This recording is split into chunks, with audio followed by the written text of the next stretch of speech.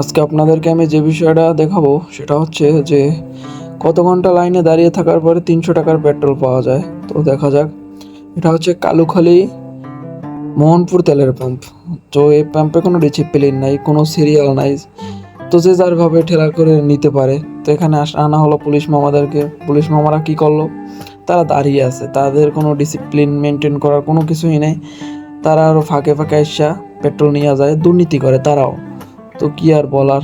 তো একটা সিরিয়াল পেলাম, দেখি টেকনাফ থেকে তেতুলিয়া গিয়ে একটা লাইন পাই কিনা। আইসা বললাম একটা লাইনে, দেখি এখন এখানে কতক্ষণ দাঁড়িয়ে থাকতে হয়। কি আর করার, আমরা সাধারণ মানুষ, আমাদের তো ভোগান্তির শিকার হতে হবেই। এখানে যারা পাওয়া মানে যারা রাজনৈতিক লোক আছে, যাদের খাতিরে লোক আছে, তারাই একমাত্র পাম্প থেকে তেল নিয়ে যেতে পারবে। তো আমরা সারাদিন লাইনে থেকেও পাবো না। এখন বাজে 6টা, দেখি আমি কয়টার সময় 300 টাকার পেট্রোল পাই। তো বাজলো 8টা 50, তখন 500 টাকার পেট্রোল পাইলাম।